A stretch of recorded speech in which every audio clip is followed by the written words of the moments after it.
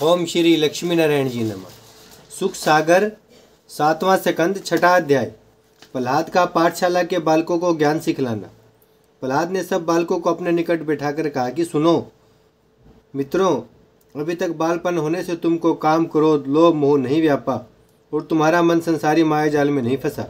इसलिए तुम जिस बात पर चित्त लगाओ वह कामना तुम्हें तुरंत प्राप्त हो सकती है। सो मैं तुम्हारे कल्याण के लिए एक उपाय बतलाता हूँ, सुनो।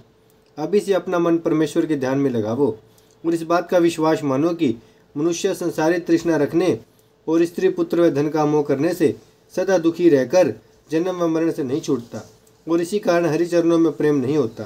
परमेश्वर से विमुख रहने और अपना जन्म व्यर्थ खोने वाला मनुष्य अवश्य नरक भोगता है। इसलिए तुम्हें हरि भजन व स्मरण करना उचित है। संसारी जाल में फंसना ना चाहिए। परमेश्वर को पहचानने, हरि भजन करने, नारायण जी का नाम लेने और भवसागर पार उतरने के लिए यही चैतन्य चोला समझो। कुत्ते व बिल्ली आदि पशु योनि में केवल पेट भरने व भोग करने का ज्ञान रहता है। इसलिए मनुष्य तन पाकर एक क्षण भी परमेश्वर को भूलना ना चाहिए।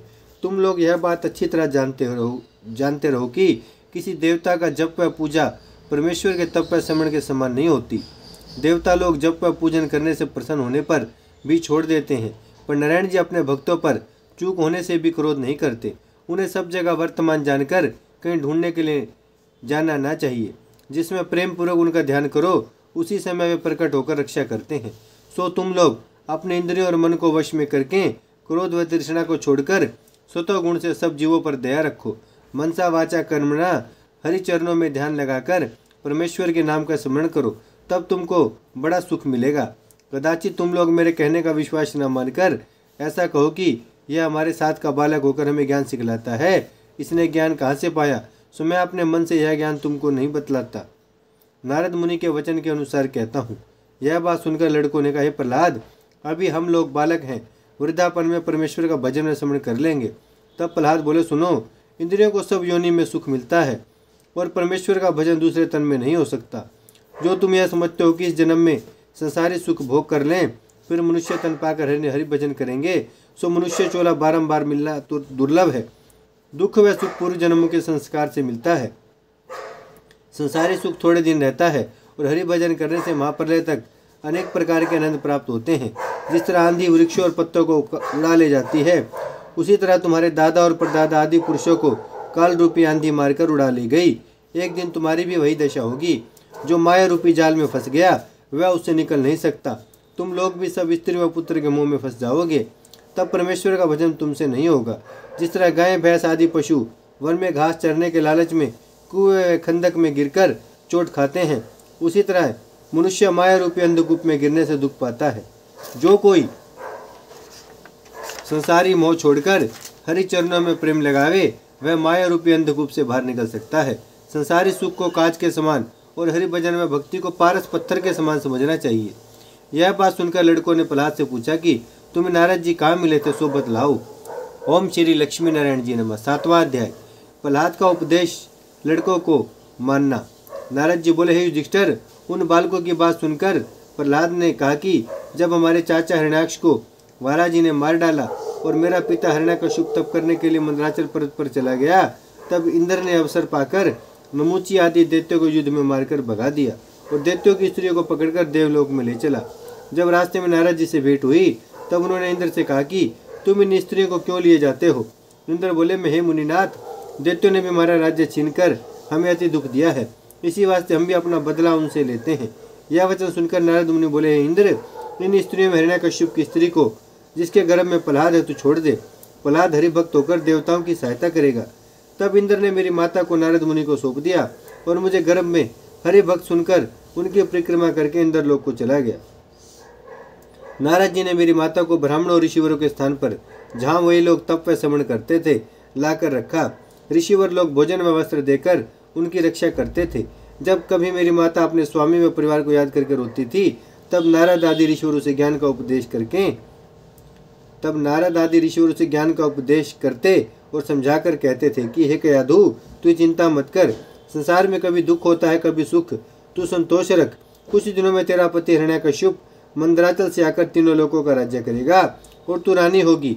मैंने अपनी माता के गर्भ में यह ज्ञान सुनकर याद रखा था जो तुम्हें सुनाया, तुम लोग मेरा वचन सत्य मानकर उसी के अनुसार करो।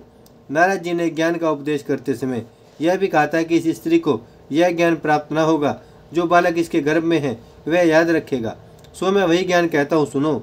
मनुष्य की बाल, युवा, वृद्धा 3 अवस्थाएं होती हैं, और परमेश्वर परमात्मा पुरुष जिनका तेज सबके शरीर में रहकर जीवात्मा कहलाता है, वह सदा एक रूप रहता है, कभी घटता बढ़ता नहीं है, और हर्ष व विषाद उनके नहीं होता। जो मनुष्य परमेश्वर को इस तरह जाने वह सदा सुखी रहता है। जिस तरह न्यारिया मिट्टी छानकर सोने का चूर निकाल लेता है और मिट्टी से कुछ प्रयोजन नहीं रखता, उसी तरह मनुष्य तन में परमेश्वर का भजन और स्मरण करके मुक्ति पदार्थ जो सोने के समान है प्राप्त कर ले और शरीर को मिट्टी समझकर छोड़ दें। जो लोग धन व कुटुंब आदि से सुख चाहते हैं वह आनंद सदा स्थिर नहीं रहता, और हरि भजन करने का सुख प्रतिदिन बढ़ता है, कभी नहीं घटता, महाप्रलय तक बना रहता है। इसलिए तुम लोग काम, क्रोध, मोह, लोभ को जीतकर भगवान की भक्ति करो, उसी में तुम्हारा बेड़ा पार लगेगा। स्त्री, पुत्र, राज्य, सेना, कोट, गज, तुरंग आदि कुछ काम न आवेंगे। मरते समय कोई बचा नहीं सकते, वे सब संसार में रह जाते हैं, कोई उसका संग नहीं देता।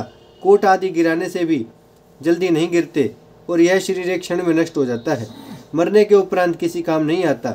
मनुष्य 8 पैर अपने सुख की वस्तु चाहता है, पर ईश्वर की दया व कृपा के बिना वह सुख नहीं मिलता। जब अपना शरीर संग नहीं जाता, तब धन व कुटुंबादिक उसका साथ क्यों दे सकते हैं। परमेश्वर जैसे भक्ति व स्मरण से प्रसन्न होते हैं, वैसे यज्ञ, तप, दान व व्रतादि करने से प्रसन्न नहीं होते। मैंने नारद मुनि से जो सुना था उस पर विश्वास किया।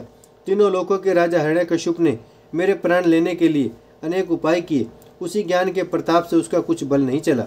कदाचित यह कहो कि हम लोग दैत्य, बालक, मांसाहारी व मदपान करने वाले हैं, हमारा तप व भजन नारायण जी किस तरह अंगीकार करेंगे। सो ऐसा विचार ना करके मेरी बात का विश्वास मानो। देवता, दैत्य, मनुष्य जो कोई परमेश्वर का तप व स्मरण करे वही उनको प्यारा है। देखो, मैं भी दैत्य का पुत्र हूँ। नारायण जी की शरण में गया तो मेरे प्राण बचे, नहीं तो मेरे पिता ने प्राण लेने में कुछ उठा नहीं रखा था। कदाचित तुम्हारे माता पिता भी हरि भजन करने से बरत कर तुम्हें दुख देंगे, तो परमेश्वर की सहायता से उसी तरह उनका बल भी तुम्हारे ऊपर कुछ नहीं चलेगा। यह ज्ञान सुनकर सब लड़के बोले कि हे प्रहलाद, हम लोगों ने तुम्हारा उपदेश माना, आज से गुरु की झूठी बात न मानकर तुम्हारे आज्ञानुसार सब काम करेंगे।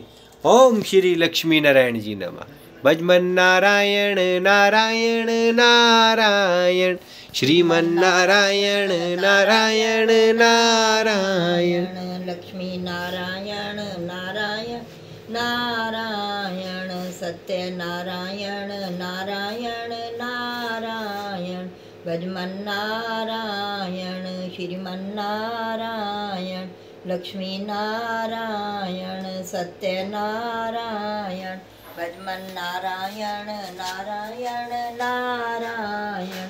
भागवत महापुराण की जय, लक्ष्मी नारायण भगवान की जय, लड्डू गोपाल की जय, गौ माता की जय, गंगा मैया की जय, धरती माता की जय, भागवत महापुराण की जय।